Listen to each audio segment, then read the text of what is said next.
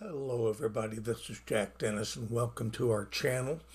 This is the start of the 2026 winter season, and we're starting off with some fly tying sessions. Some of them are done live, some of them are from a great collection I have of some of the historic past fly tyers that develop patterns that you know as standards today. I thought it would be neat to be able to show you as they come alive in video and talk about some of their patterns. I think you'll really enjoy it. I'm a great believer in history, and this is a little bit of how fly fishing went from the 50s, 60s on up to where it is right now. I hope you enjoy it.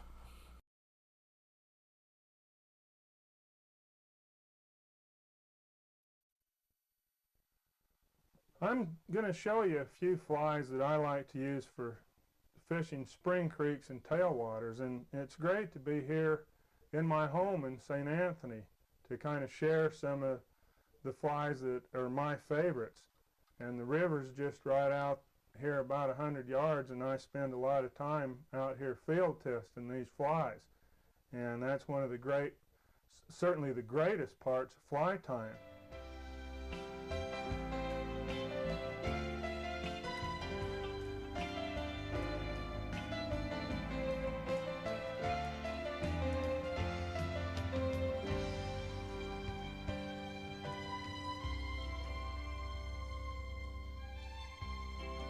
I want to start out tying a fly that I guess I'm best known for. At least I get requested to tie the no hackle using mallard quills for the wings more than any other fly when I do demonstrations around the country.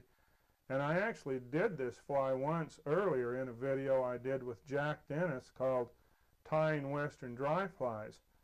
But I've worked with a lot of fly tyers since then, and due to the difficulty of learning to tie this fly, I feel like I've come up with a few additional tips on how to tie it that might be worthy of doing this one more time. So if you already have that other video, I think you can still maybe pick up a couple of tips if we redo this fly once again. It's a simple fly. All we need to use is some wings, a body, and a tail, and that's it.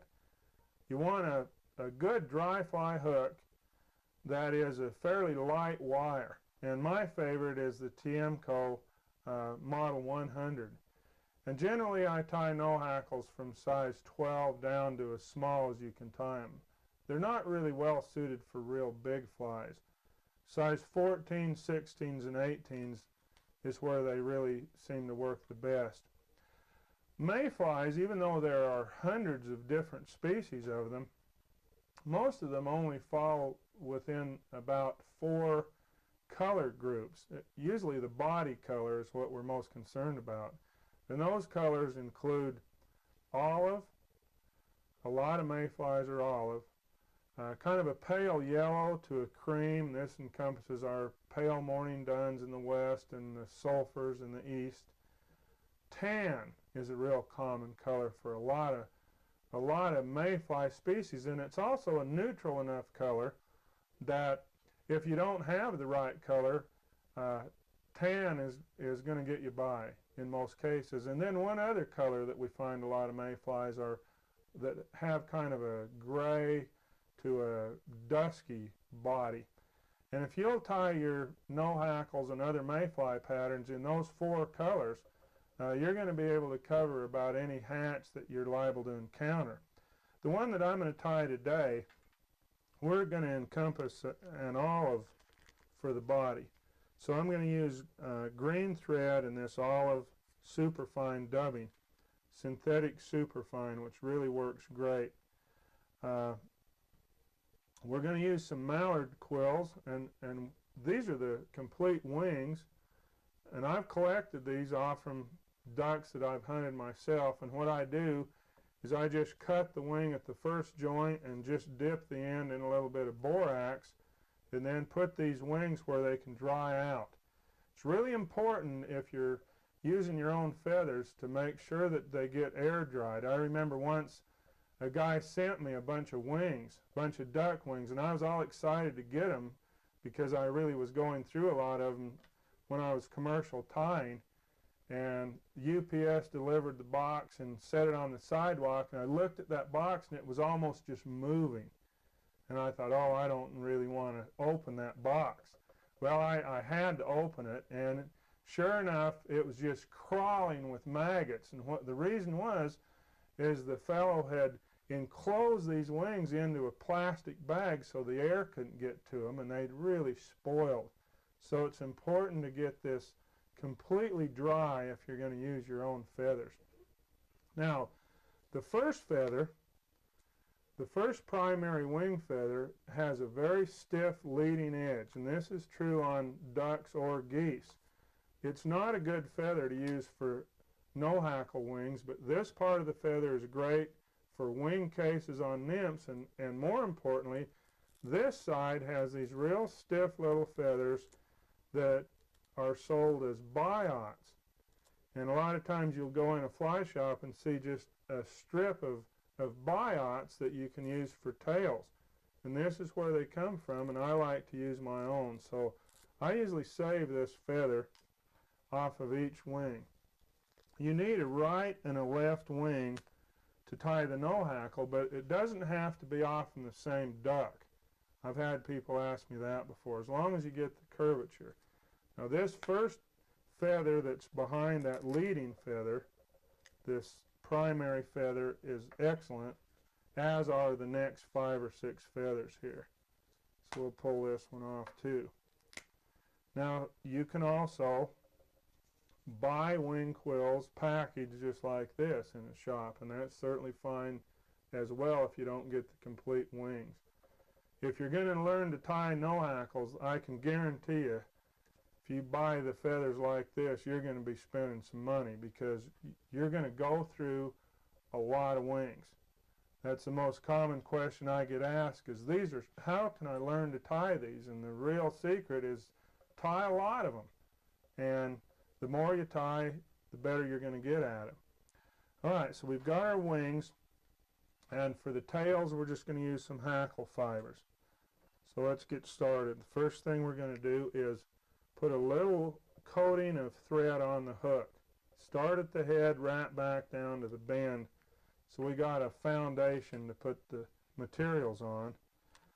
Take a little tiny bit of dubbing and just wrap it on to form a ball. Now, I must admit, I've had some fly tyers show me some great ways to split tails that may be better than this way, but this is the way I do it, so you don't have to use this method. The important thing is you want the tails split, and what I'm doing is just wrapping a little ball of fur, wrapping the dubbing right over itself just to make a very small little ball. I'm going to pull off one of these nice hackle feathers. This is a dark dun color. Usually I like to use a shade of dun for the wing, just because it's so, or not for the wing, for the tail, because it's so neutral. And we're going to pull off about 6 or 8 fibers. Make sure the tips are even, and lay these on and tie them right on top of the hook shank. Now the length of the tails should extend about the same length as the body. Then we're just going to take about half of these fibers and hold them on one side and half on the other, and just work back, forming a little V. And this V, if you do this right, should be about 90 degrees, so that those tails will really help balance the fly. Then we'll go back, move the thread back to the thorax position, which is 1/3 of the distance from the eye of the hook. We're going to cut our wings. The first one is going to be from it doesn't matter which side you cut first, but this one's going to be from the far side. And a question that often comes up is, how wide do you cut these wings? the wider the wings are, the better the fly is going to work, because you're going to have more material. But it's going to be more difficult to learn to tie. So I'd start with narrower wings, and a good measure for you to start out with is to make the cut so that it's about the same width as the gap of the hook. So I'm using this as a measurement. Now these wings I'm making are considerably wider than that. As I said, you want wide wings, but it's something that you're going to have to work into. I would get proficient with narrower wings, and then you can start going a little wider after you get some experience. The next step is to hold these wings and make sure the width is about the same and also the height's the same. And then we're going to hold these wings in position and just rest them now against the shank of the hook. They should be the same height as the body is long. Now we're not pinching them against the shank of the hook, we're just resting them against the shank. And the first step is to lift the thread. The bobbin has been lifted from this position to this position, which is the tip of the bobbin is actually slightly higher than the shank of the hook. Now you can't see this because my hand is covering the wing, and that's one reason this fly is so difficult to learn to tie. So you can't really see what we're doing here. So you pretend the wing's there.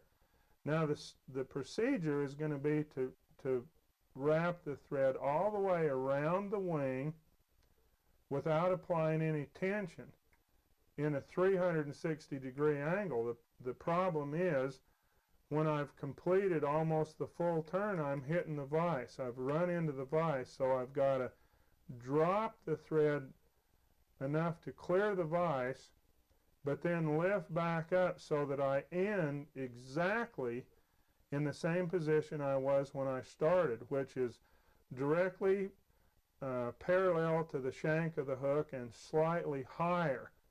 If you end up lower than the shank of the hook, your wings are going to lay down.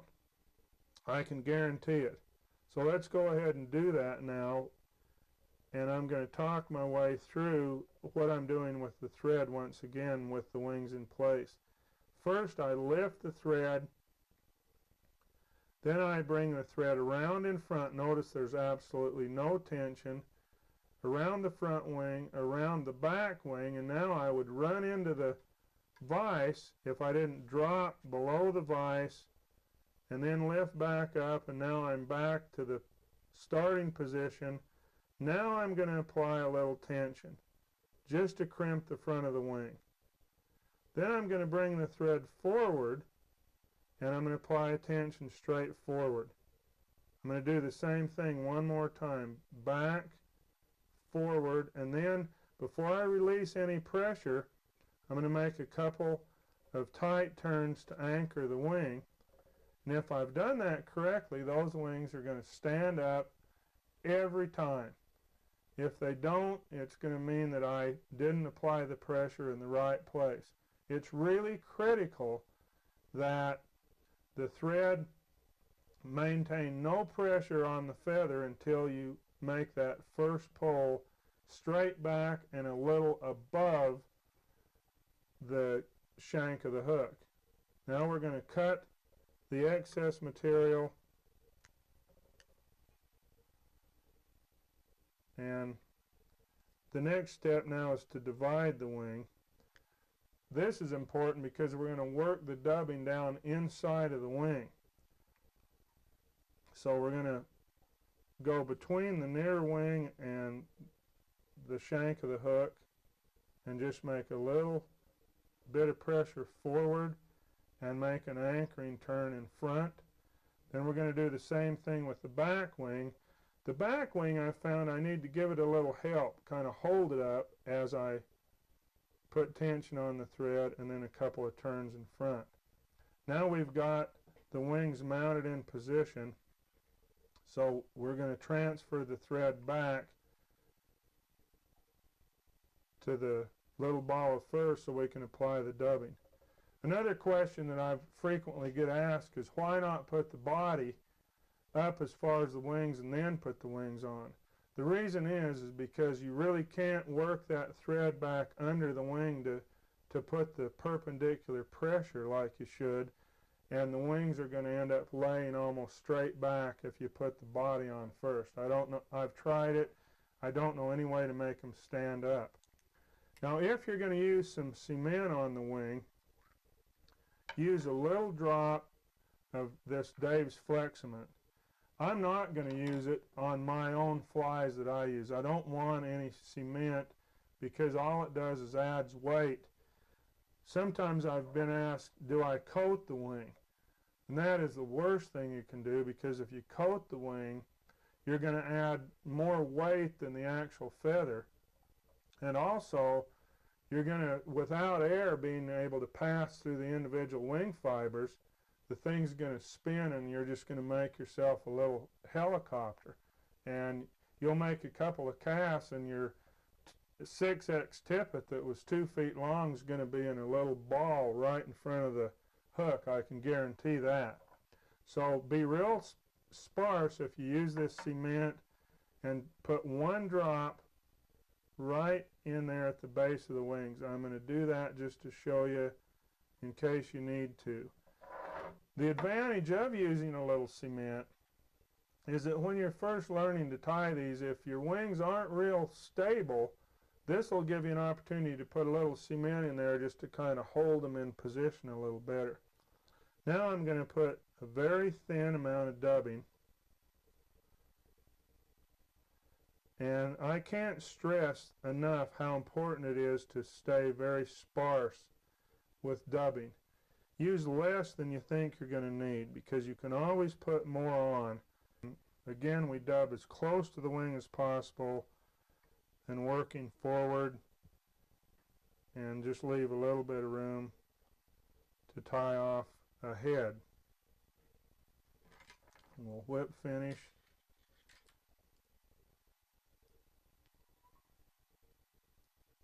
And our fly's finished.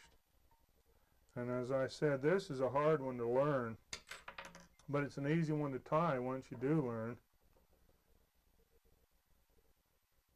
And the important thing with the no hackle is that you have a very good base for the fly to rest on. You have the tails and then the wings kind of coming out the side.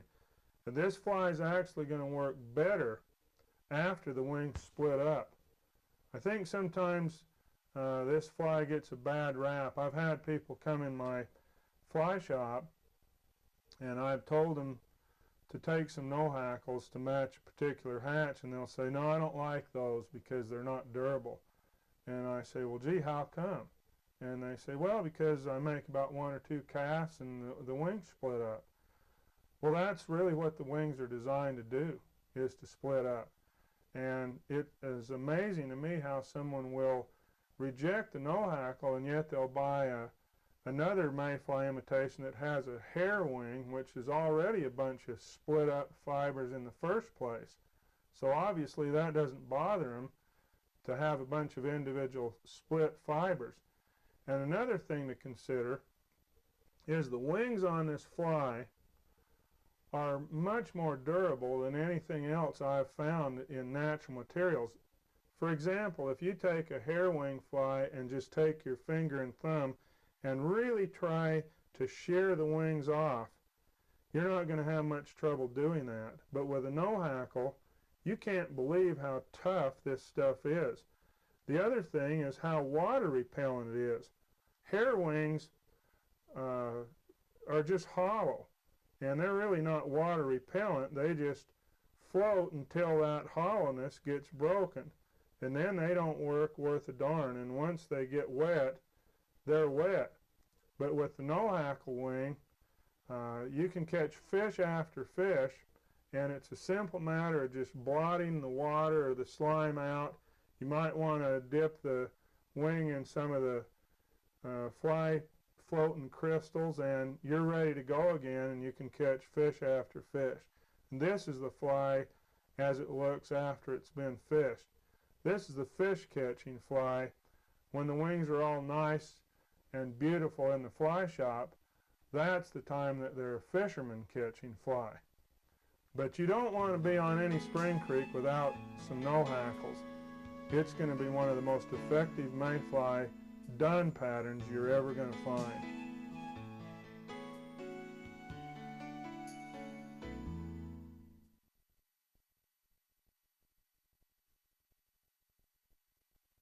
There's no question that the mallard quill no hackle is my favorite mayfly imitation for a dun. But there are times when it really is difficult to see it. It really floats low on the water, and if I'm fishing with real low light conditions or in a little bit faster water, like in a riffle or something, I like to go to a mayfly dun that I can see a little better. And the pattern I like to use is called a thorax.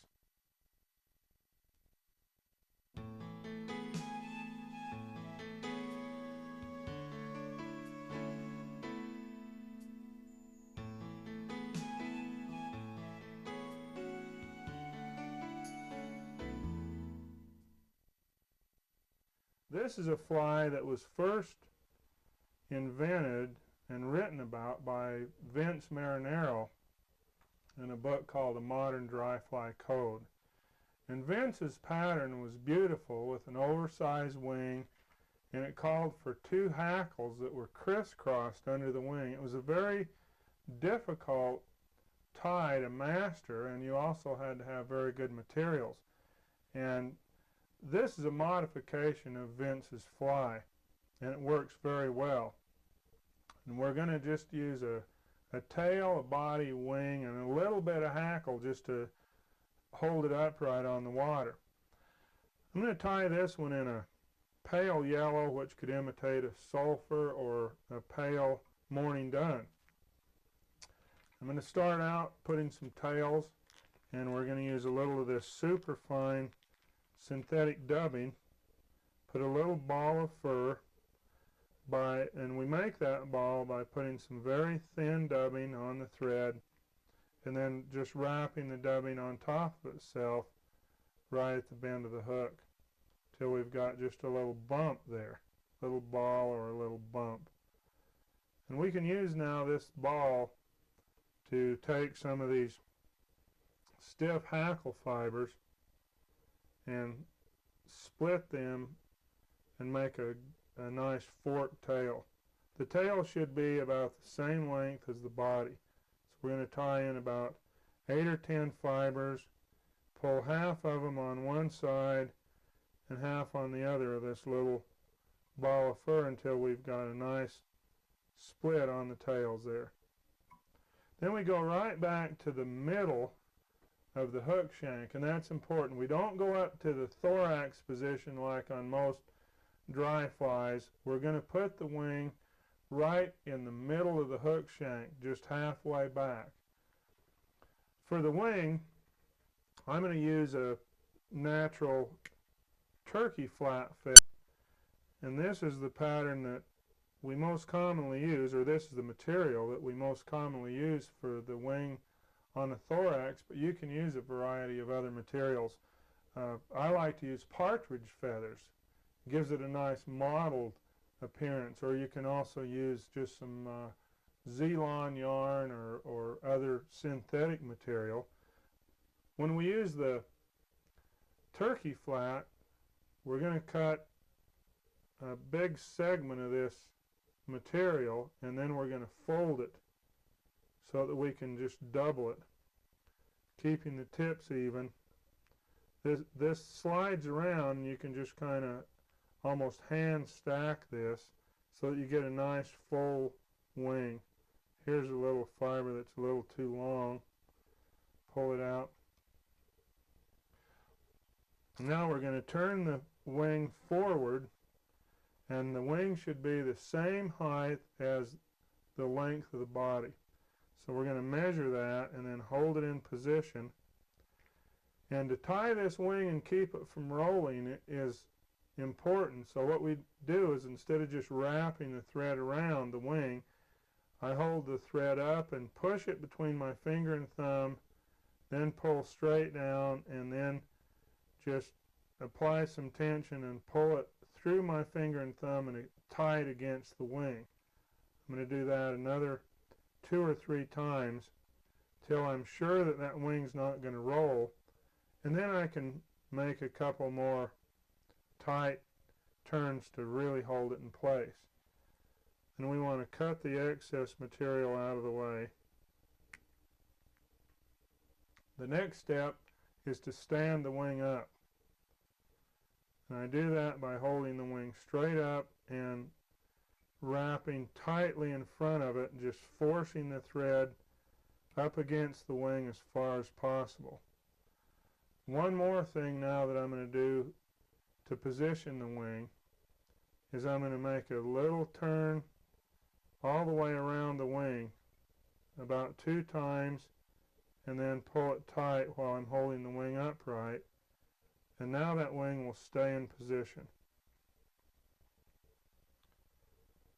We've got our wing now that looks right, so the next step is to start applying the body, and you just use a little bit of dubbing because we've got to put a hackle in here. I've got to allow room to put the hackle in place. In fact, you could tie the hackle in right to start with before you put any of this dubbing material on. And then when you get almost up to the wing, we're going to put a single hackle, and it should be sized to match the size of the hook. In fact, it's very important, so I'm just going to check it on my little hackle gauge. Cut the webby part of the hackle out of the way, and then tie the hackle in with the shiny side facing me, and make sure to get it on there real tight so it won't come loose. Now this hackle is tied in a little bit behind the wing. It's not going to be right up against the wing. The idea is we're going to make 3 turns behind the wing and then move forward and put 3 turns in front. And we're not going to compact the hackle right next to itself like we do on most dry flies. I want to spread these turns of hackle out enough so that you can see the body through the hackle. We don't want the hackle to obscure the body on this fly.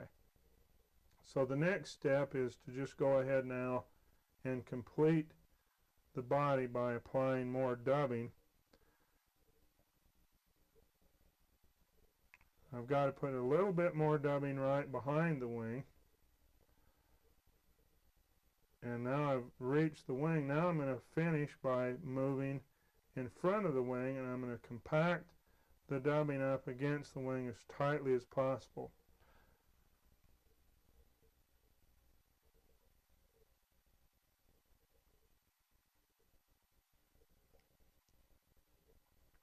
Just kind of building up the thorax a little bit there.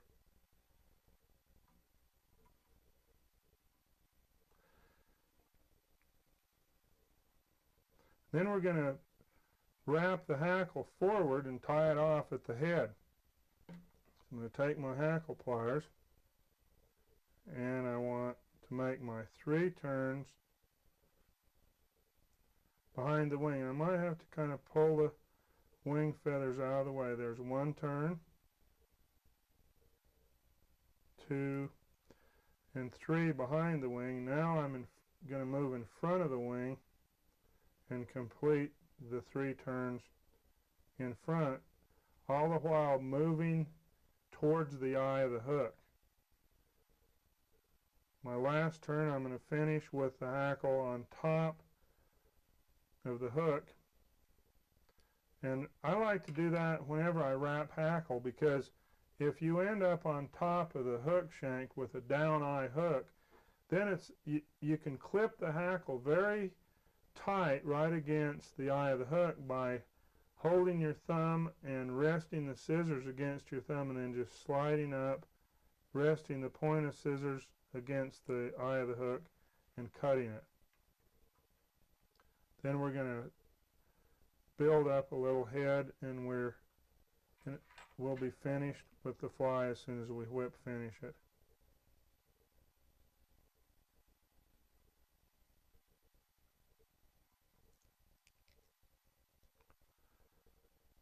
You might notice too, I'm cutting the thread actually with my whip finisher.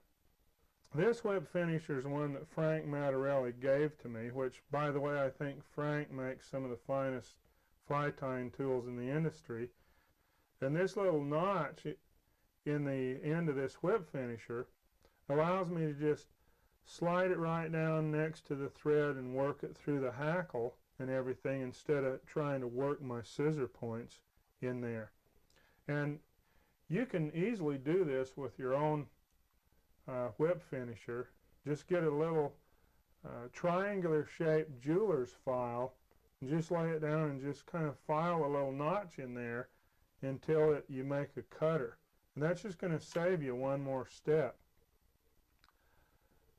I want to make sure and use a little bit of head cement on this fly. And the last thing we need to do is to clip the hackle. The thorax doesn't really set correctly on the water if we leave a full hackle on it. So I like to slide it in, and what we're making is what's termed as V hackle, by just cutting only the very bottom of the hackle. That way the remaining hackle is going to form a little bit of a V and will hold the fly just off from the water. Very high floating, highly visible fly that gives the trout a great look at the upright wing. And it's a perfect fly to use when you're in fast water. And I like to have some with me whenever I encounter these kinds of conditions.